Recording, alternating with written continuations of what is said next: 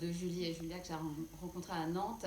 Et c'est vrai que c'est intéressant pour voilà, parler de neurodiversité, de voir cette différence notamment entre les aspis et les neurotypiques sur la compréhension de l'implicite. Julie, elle racontait souvent quand elle a travaillé en entreprise, quand une collègue lui demandait est-ce que tu as le dossier truc, et elle disait oui. Et elle disait donne-le-moi.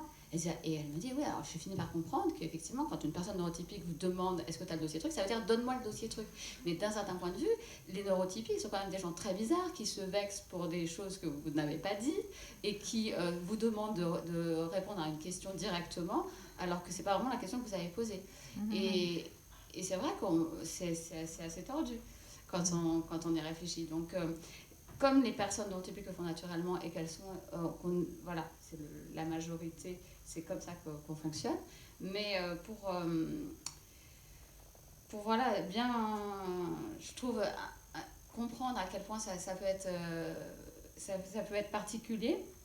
J'ai aussi relevé sur un site, je ne sais pas si j'ai le temps, enfin, Musky, qui raconte après avoir découvert un an auparavant qu'il était sur le spectre autistique, il décrit la neurotypie comme un trouble neurologique caractérisé par des préoccupations sociales, l'impression de supériorité et l'obsession de la conformité. Donc sur son site, on peut lire « Les individus neurotypiques pensent souvent que leur expérience du monde est la seule ou la seule bonne ». Donc ça, c'est vraiment ce que nous a expliqué Franck Ramu. Les neurotypiques ont du mal à être seuls. Les neurotypiques sont souvent intolérants à l'apparence des différences mineures chez les autres. Le syndrome neurotypique est censé être d'origine génétique. Les autopsies ont montré que le cerveau de neurotypique est généralement plus petit que celui d'une personne autiste et a surdéveloppé les domaines liés au comportement social. Malheureusement, plus de 9625 personnes sur 10 000 pourraient être neurotypiques. Y a-t-il des traitements pour les neurotypiques ? Donc, voilà, c'est vrai que sur l'idée reçue aussi que les autistes manqueraient d'humour, c'est quand même à voir, quoi. Mais bon, le fait est que le monde dans lequel on est majoritairement composé de ce type de personnalité neurologique, d'où l'appellation typique d'un côté et la caractérisation du handicap quand précisément on est différent. Mais malgré ce décalage permanent et toutes les difficultés liées à l'ordre des interactions sociales, moi, ce qui m'a fascinée quand j'ai travaillé sur ce documentaire, c'est la façon dont justement les filles Asperger ont réussi à s'adapter à des personnes qui sont neurologiquement câblées différemment, je ne sais pas comment on peut le dire, donc pour survivre dans ce monde de neurotypiques.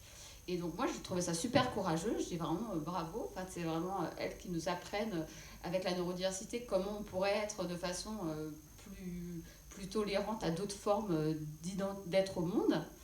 Et à ce titre-là, je pense que le concept de neurodiversité, il est intéressant pour cette idée d'éducation de la société, à l'idée que, enfin, on peut inverser le prisme, mais que dans un monde qui aurait été pensé par et pour les autistes, le neurotypique se sentirait très seul, et connaître un peu plus les caractérisations du fonctionnement autistique, ça permet de plus les accepter, de ne pas leur demander de se conformer, je veux dire, de respecter leur espace-temps, de savoir que les interactions sociales les épuisent, même s'ils donnent bien le change, etc.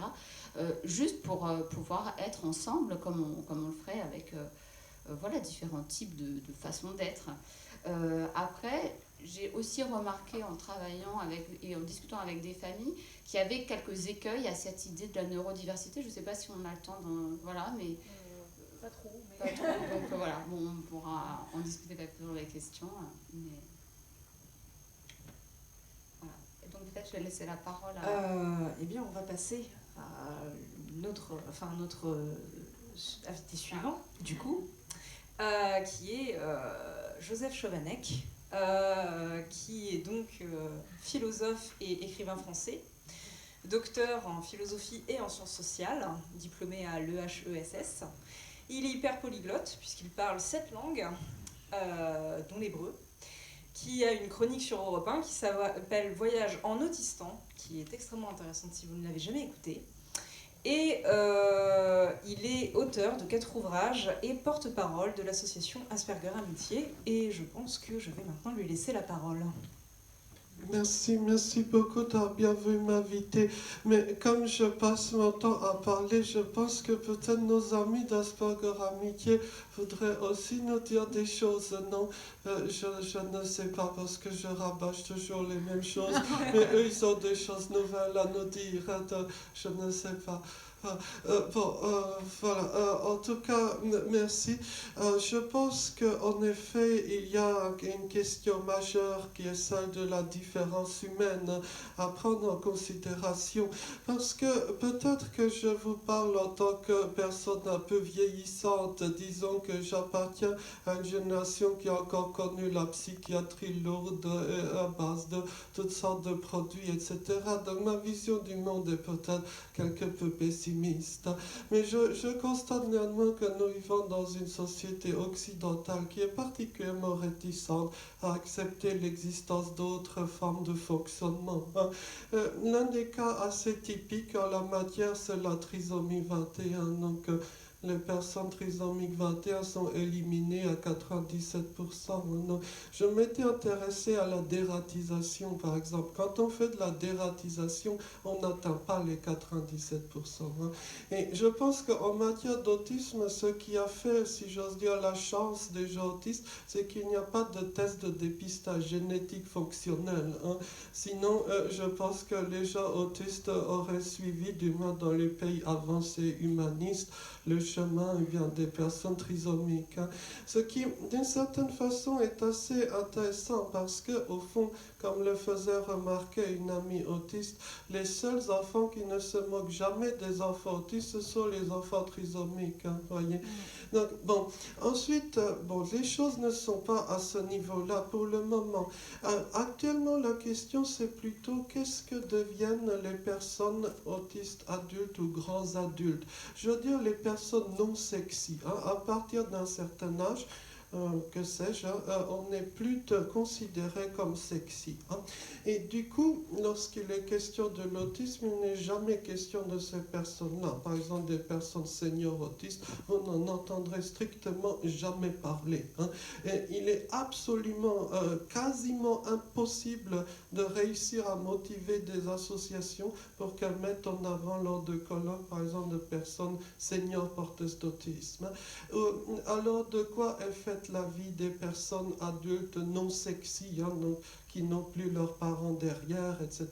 C'est typiquement, il y a une prévalence très forte de vie à la rue, donc, de mendicité.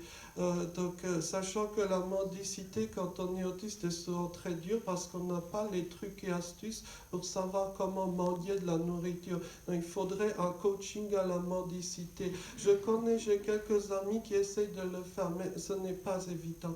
C'est une question aussi de ne pas avoir de logement. Donc, à titre personnel, je n'ai pas de logement, mais j'habite chez mes parents, donc j'ai de la chance.